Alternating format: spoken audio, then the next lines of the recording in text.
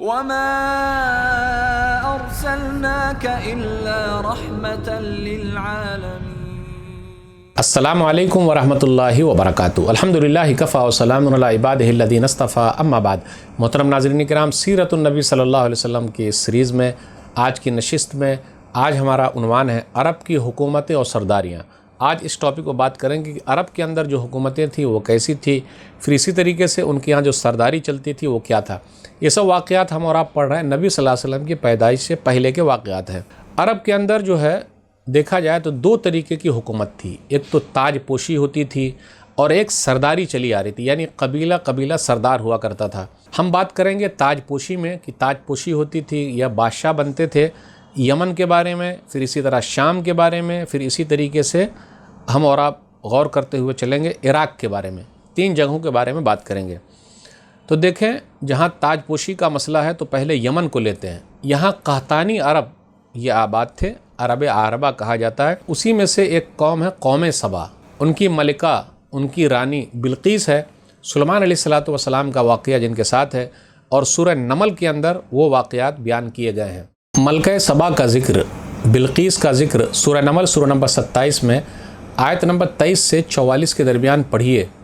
اس کا ذکر ہے کہ سلیمان علیہ السلام کا جو ہدہد تھا وہ کہیں گم ہو گیا، تو اس نے کہا کہ ایک عورت کو میں نے دیکھا ہے وہ کس طریقے سے حکومت کر رہی ہے، اور وہاں کے لوگ سورج کی پوجا کر رہے ہیں۔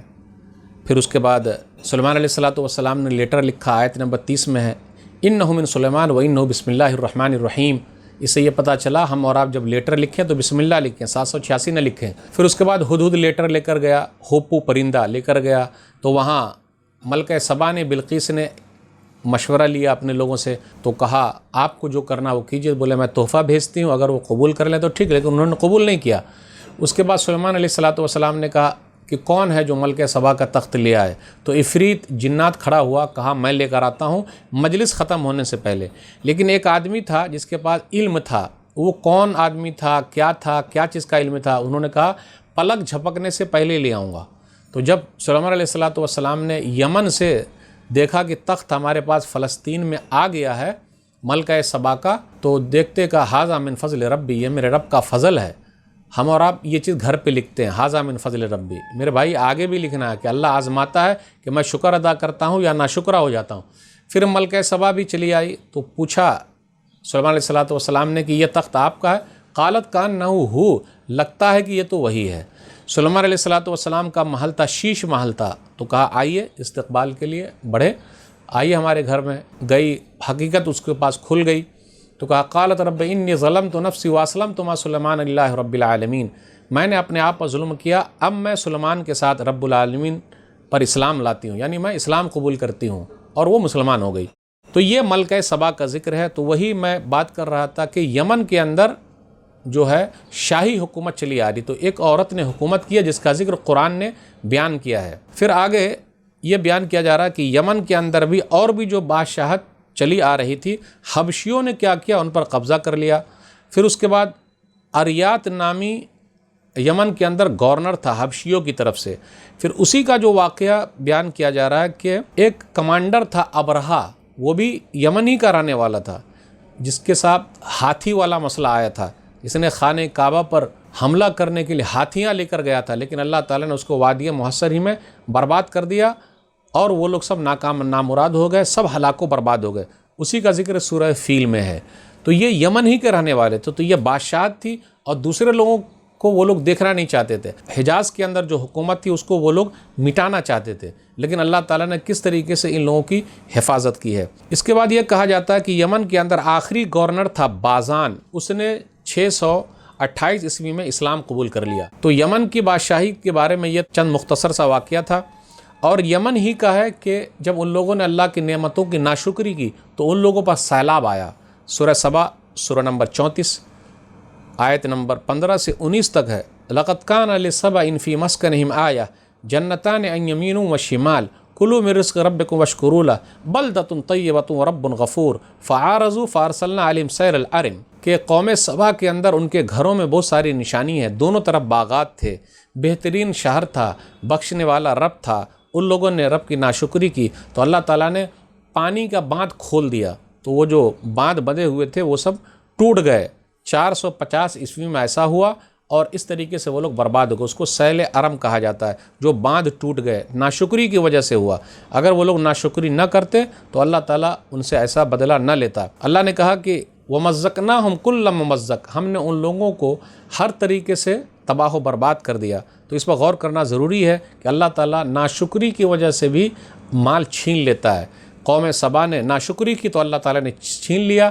یہ یمن والوں کے تعلق سے چند باتیں تھی. اب اس کے اندر عراق کے اندر دیکھیں، ہیرا کی بادشاہت تھی، فارسیوں کی وہاں حکومت تھی جو لوگ آگ پوجتے تھے. سکندر رومی یہ مقدونیہ کا رہنے والا تھا. مدر ٹریسا بھی مقدونیہ ہی کی رہنے والی تھی.